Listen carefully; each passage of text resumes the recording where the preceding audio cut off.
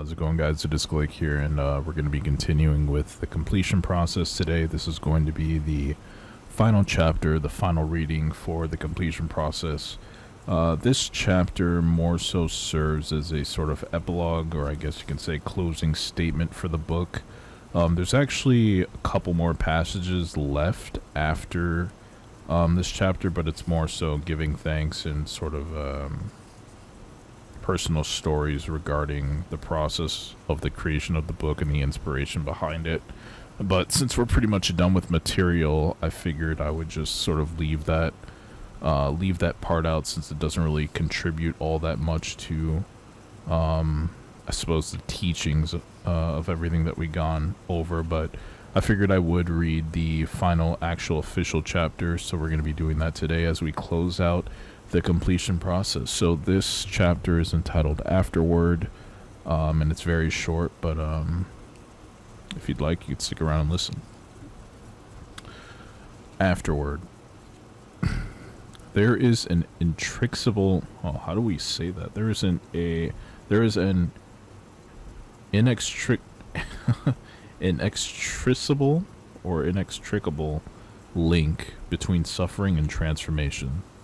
So I am thankful for all the ways that I have suffered in my life. Some days I consider them a curse, but other days I see them in a different light. My suffering capitulated me, as pain so often does, into a space where I had to ask the big questions about life.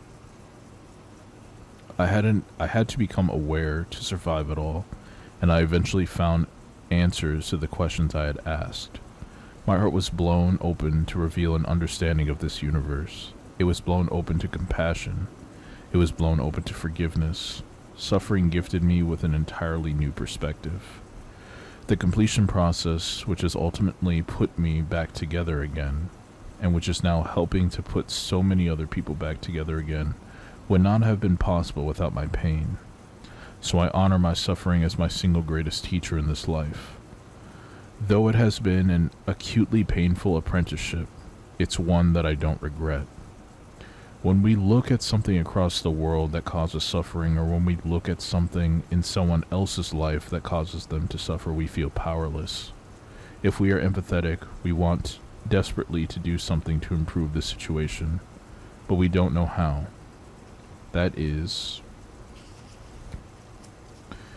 even truer when the suffering is caused by a large conflict such as war. We get to a point where we feel utterly powerless to all the suffering in the world. What are we going to do? Are we going to get on a plane, fly to the country where the war is taking place, get off the plane, walk into one of these killing zones and try to talk terrorists or soldiers into stopping the bloodshed? Some of us might be inspired to do that, but for most of us, we know the answer to the question is no. As a result, we feel paralyzed to improve anything. We begin to feel as if the world has forsaken us. The most crucial thing for us to understand is that we will never feel good about the world we live in, or about ourselves, until we stop addressing suffering in terms of specific, isolated incidents. We will only reduce suffering if we treat suffering on this planet as a whole. We can only make an impact on suffering if we feel empowered instead of powerless. We can only make an impact if we believe we can make an impact. If you want to believe you can make an impact, and what's more, if you want to start actually making an impact, look at the suffering as a whole instead of in parts. Instead of focusing on that one war that you feel like you can't do anything about, instead of focusing on isolated incidents that cause suffering, focus instead on suffering in and of itself, or at least on collective human suffering.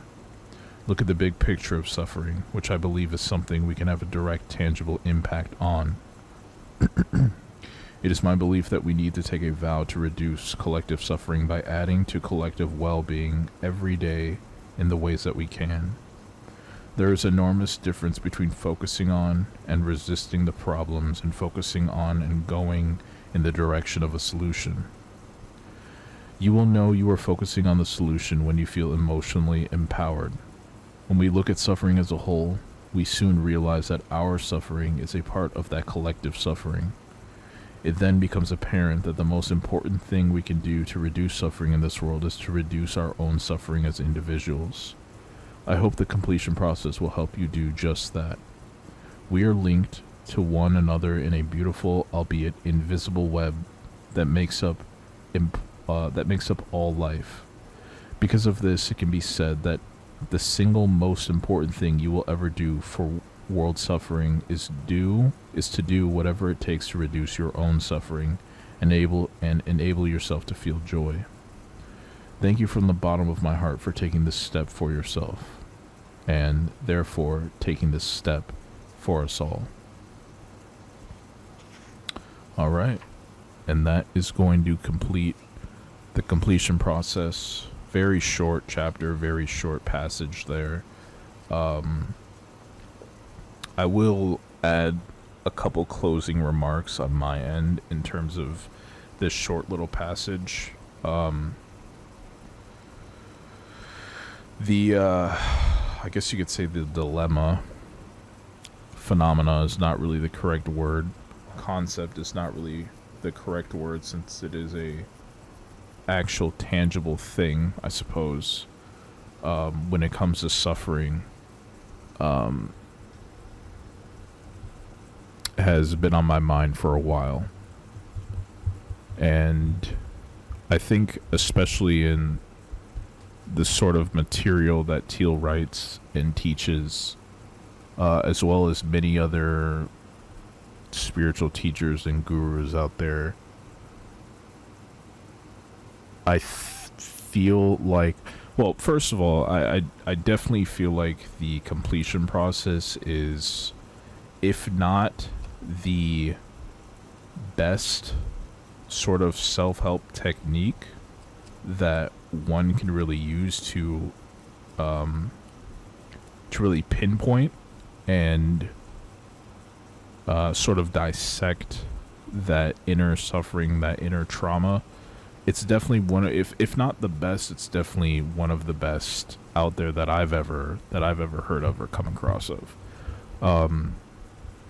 It's probably one of the few techniques that just allows you to take full control, in terms of resolving past trauma and child wounds and all that stuff. I've talked about therapy quite a bit on some of my other streams for some of my other content that I do, and I've spoken about my stance on therapy and why I personally feel like it wouldn't work for me. And one of those main reasons is because I just feel like it's not really a situation where you're in full control. You always have that second party sort of guiding you through it. Not that having guidance is bad. Some people need that guidance. But I definitely feel like when you have full control, it's, you kind of work way more efficiently, in a sense. And I just feel like therapy should be getting people to that point, rather than having, and I guess it does. I guess some therapists do, but I've seen and know of people who have been in therapy for years, and it's just like, man, like, I wish they sort of had that sovereignty to, or at least are taught to withhold that sort of sovereignty to be able to go within and sort of pinpoint these issues on their own and kind of discover their own process, their own way of going about healing their past trauma. I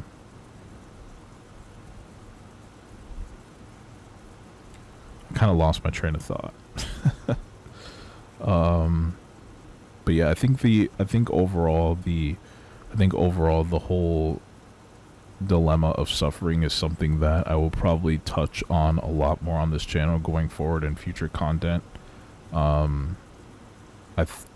am led to believe, at this point in time at least, that there is a much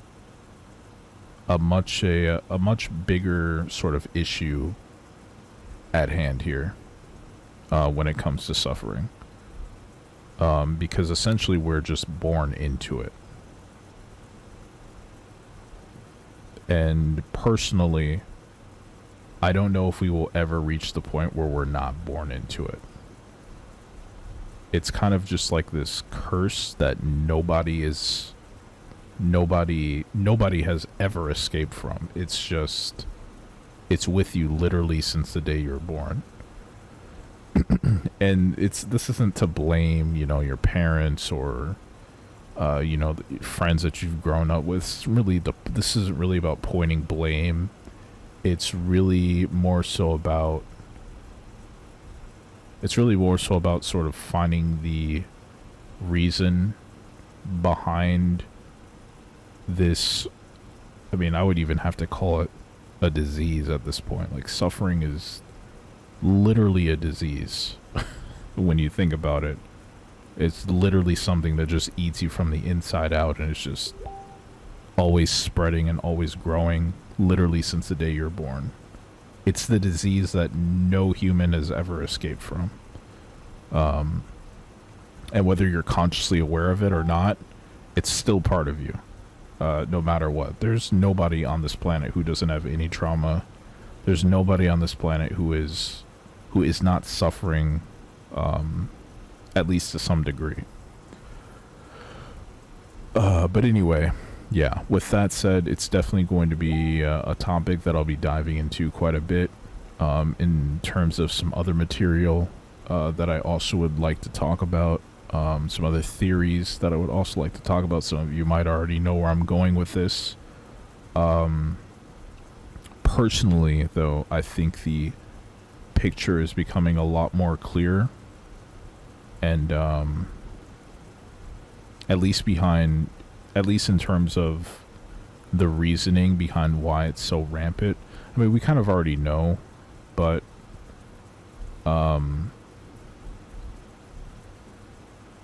it's such a deep issue that it's so hard to even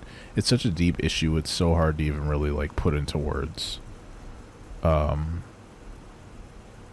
Well, with that said, I think if even though it seems like an impossible thing to cure, even though it just seems like there's no real cure for it because everybody is born into it, the next step really, if you really want to become the best version of yourself possible, the next step really is to figure out how you can self-heal yourself. How you can self-heal yourself. I don't know if it's kind of kind of redundant. So yeah, I definitely think the completion process still remains to be just sort of one of the hidden gem. I wouldn't even say hidden gems, but it's definitely one of the gems, one of the teaching gems to come out of a spiritual teacher, new age teacher, I guess you could say, whatever you want to call her. Despite, I have to admit that despite not really following or listening to much of Teal's material these days, I definitely think this one is going to stand the test of time for sure, and it's definitely something that anybody should look into if you're into therapy or if you really want to like pinpoint and target some of the traumas that you may have experienced that you might not even remember consciously. So yeah, I am still grateful that I did pick up this book and read through it all. So like I said, I definitely think this one needs like a couple read-throughs, rereads. It's not something that I've tried personally yet, but well, I guess I have in a different sort of sense, but it's definitely something I would like to try at some point in full. So yeah. But yeah, that's going to do it for the completion process. If you stuck around for the entire reading, which has dragged on for probably over a year at this point, it's been a long time. Just like Shadows Before Dawn, it took me forever to finish the series for that book. But if you stuck around, hey, thanks for listening, thanks for watching. I will be starting a new book sometime soon. Like I said in my previous upload, I probably won't be doing 2 at a time anymore because I would like to focus on some other new content here on the channel as well. But at the very least, I'm going to be starting one very soon. If I feel like I have enough time to juggle 2 books, I probably will. But I've been pretty inconsistent with juggling 2 thus far, so I think we'll just stick to one to start. So I don't know which book that's going to be yet. There's a lot of books that have been brought to my attention that I need to go back and find, and then I'll figure out which one I want to do next. But yeah, just know going forward, I'll probably start with just one, and then we'll go from there. But yeah, anyway, thank you for watching. If you guys enjoyed the video, make sure you drop a like, comment below if there's any closing thoughts you might have, any remarks you want to make about the book. Let me know. I'm all ears. But yeah, that's going to do it for me. Thank you for watching. Thank you for your energy, and I'll see you guys very soon. Take care.